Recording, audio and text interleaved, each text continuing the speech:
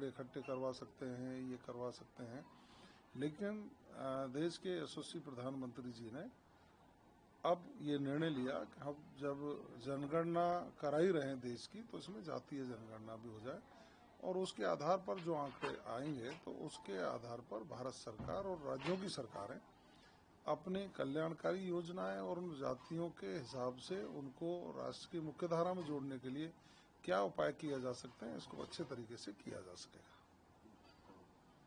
Sir, Bangladesh की अदालत है इस्कॉन के कृष्णदास को राजद्रोह के मामले में जमानत दी, इसकी क्या प्रतिक्रिया सर आपकी? अब देखिए, वो बांग्लादेश का वहाँ विषय है और कोर्ट की प्रक्रिया, वहाँ के न्यायालय ने जो भी उचित सोचा है वो किया होगा और उनको जमानत मिली है, ये अखबारों में खबर मैंने भी पढ़ी है।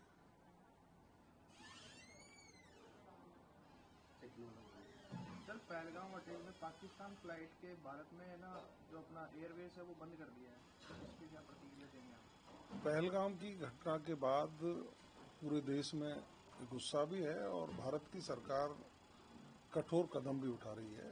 राजस्थान सरकार ने भी, माननीय मुख्यमंत्री जी ने सख्त निर्देश दिए हैं कि हम राजस्थान में भी पूरी निगरानी रखें, किसी प्रकार की कोई व्यक्ति गड़बड़ करने की कोशिश नहीं करे। मैं कह सकता हूँ पहलगाम की घटना निंदनीय है, कायरतापूर्ण काम है और भारत की सरकार इसका कड़ा विरोध करते हुए इसका कड़ा जवाब देगी और जिन लोगों ने भी इस तरह की घटना को अंजाम दिया है उनको परिणाम भुगतने पड़ेंगे। पिछले 3-4 दिन से सर हनुमान बेनीवाल जी ने अपने शहीद स्मारक पर एसआई भर्ती को लेकर धरना दे रहे हैं, क्या? देखिए, राजस्थान सरकार ने एसआई भर्ती परीक्षा में हुई गड़बड़ी की जांच कराई। प्रदेश के मुख्यमंत्री आदरणीय भजनलाल शर्मा जी ने पदभार ग्रहण करने के बाद त्वरित जो फैसला लिया उसमें एक एसआईटी का गठन हुआ। वीके सिंह जी के नेतृत्व में एसओजी एसआईटी उसकी जांच कर रही है। जो दोषी पाए जा रहे हैं उनको गिरफ्तार करके सलाखों के पीछे पहुंचाने का काम किया जा रहा है। सरकार के स्तर पर एक कमेटी का भी गठन किया गया जो इसका अध्ययन कर रही है। माननीय सांसद महोदय कोई बात उठा रहे, लोकतंत्र में हर व्यक्ति को अपनी बात उठाने का हक है, लेकिन सरकार न्यायोचित कार्रवाई कर भी रही है और जो दोषी हैं उनके खिलाफ ठोस कार्रवाई की जा रही है। आंकड़े इकट्ठे करवा सकते हैं, ये करवा सकते हैं, लेकिन देश के यशस्वी प्रधानमंत्री जी ने अब ये निर्णय लिया कि हम जब जनगणना करा ही रहे हैं देश की, तो इसमें जातीय जनगणना भी हो जाए और उसके आधार पर जो आंकड़े आएंगे तो उसके आधार पर भारत सरकार और राज्यों की सरकारें अपनी कल्याणकारी योजनाएं और उन जातियों के हिसाब से उनको राष्ट्र की मुख्यधारा में जोड़ने के लिए क्या उपाय किया जा सकते हैं, इसको अच्छे तरीके से किया जा सकेगा। सर, बांग्लादेश की अदालत है इस्कॉन के कृष्णदास को राजद्रोह के मामले में जमानत दी, इसकी क्या प्रतिक्रिया सर आपकी?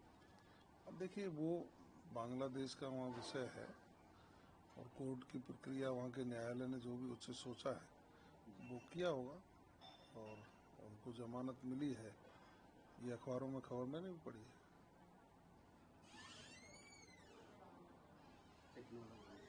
सर, पहलगाम अटैक में पाकिस्तान फ्लाइट के भारत में ना जो अपना एयरवेज है वो बंद कर दिया है, इसकी क्या प्रतिक्रिया देंगे आप? पहलगाम की घटना के बाद पूरे देश में गुस्सा भी है और भारत की सरकार कठोर कदम भी उठा रही है। राजस्थान सरकार ने भी, माननीय मुख्यमंत्री जी ने सख्त निर्देश दिए हैं कि हम राजस्थान में भी पूरी निगरानी रखें, किसी प्रकार की कोई व्यक्ति गड़बड़ करने की कोशिश नहीं करे। मैं कह सकता हूँ पहलगाम की घटना निंदनीय है, कायरतापूर्ण काम है और भारत की सरकार इसका कड़ा विरोध करते हुए इसका कड़ा जवाब देगी और जिन लोगों ने भी इस तरह की घटना को अंजाम दिया है उनको परिणाम भुगतने पड़ेंगे। पिछले 3-4 दिन से सर हनुमान बेनीवाल जी ने अपने शहीद स्मारक पर एसआई भर्ती को लेकर धरना दे रहे हैं, क्या? देखिए, राजस्थान सरकार ने एसआई भर्ती परीक्षा में हुई गड़बड़ी की जांच कराई। प्रदेश के मुख्यमंत्री आदरणीय भजनलाल शर्मा जी ने पदभार ग्रहण करने के बाद त्वरित जो फैसला लिया उसमें एक एसआईटी का गठन हुआ। वीके सिंह जी के नेतृत्व में एसओजी एसआईटी उसकी जांच कर रही है। जो दोषी पाए जा रहे हैं उनको गिरफ्तार करके सलाखों के पीछे पहुंचाने का काम किया जा रहा है।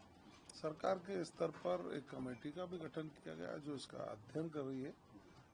माननीय सांसद महोदय कोई बात उठा रहे, लोकतंत्र में हर व्यक्ति को अपनी बात उठाने का हक है, लेकिन सरकार न्यायोचित कार्रवाई कर भी रही है और जो दोषी हैं उनके खिलाफ ठोस कार्रवाई की जा रही है।